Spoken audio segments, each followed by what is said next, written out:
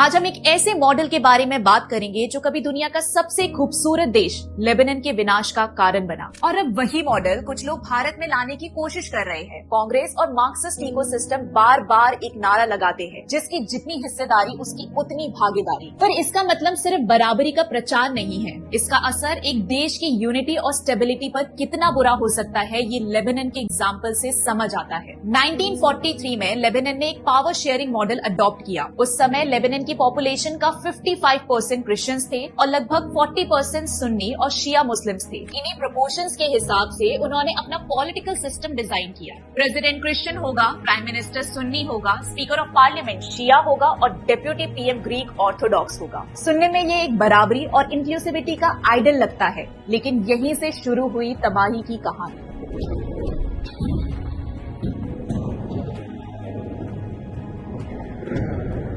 क्योंकि लेबनान में जिसकी जितनी हिस्सेदारी उसकी उतनी भागीदारी मॉडल लागू था, तो धीरे धीरे वहां के मुस्लिम्स अपनी पॉपुलेशन बढ़ाने लगे और इसमें सबसे अहम पड़ाव आया 1948 में। 1948 में इजराइल और पैलेस्टीन के बीच युद्ध छिड़ गया, और क्योंकि इजराइल का बॉर्डर लेबनान से लगता है, इसका सीधा असर लेबनान पर भी पड़ा।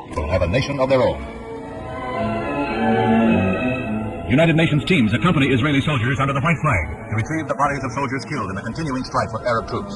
The UN was able to effect some uneasy cracks. Palestine के सुन्नी मुस्लिम्स जो अपने घर और जमीन छोड़ने पर मजबूर हो गए थे, बड़े पैमाने पर लेबनान में शरण लेने लगे। ये शरणार्थी लेबनान के शहर और गांव में बसने लगे, जिससे देश का डेमोग्राफिक बैलेंस धीरे धीरे बिगड़ने लगा। क्रिश्चियंस ने इस बदलाव का विरोध किया, लेकिन वहाँ की लेफ्टिस्ट पार्टीज और कुछ लोकल मुस्लिम्स ने इंसानियत और ह्यूमन राइट्स के नाम पर उनका स्वागत किया। लोकल मुस्लिम्स ने उन्हें आईडी कार्ड्स और बेसिक राइट्स दिलवा दिए। धीरे धीरे लेबनान की पॉपुलेशन बैलेंस बिगड़ गया। एक तरफ मुस्लिम्स की पॉपुलेशन बढ़ती गई और दूसरी तरफ क्रिश्चियंस अपना पॉलिटिकल और कल्चरल कंट्रोल खोते गए। 1975 तक लेबनान का डेमोग्राफिक स्ट्रक्चर बिल्कुल बदल चुका था। मुस्लिम्स और क्रिश्चियंस की पॉपुलेशन बराबर हो गई थी, और इसी इम्बैलेंस के साथ शुरू हो गई लेबनान की सिविल वॉर, जो 15 साल तक चली। और 1990 जब ये सिविल वॉर खत्म हुआ, तब तक लेबनान एक मुस्लिम मेजॉरिटी कंट्री बन चुका था, और इसके साथ ही वहाँ की मुस्लिम मेजॉरिटी गवर्नमेंट ने शरिया लागू कर दिया। जो देश कभी अपनी शांति और खूबसूरती के लिए जाना जाता था, जिसे स्विट्जरलैंड ऑफ ईस्ट कहा जाता था,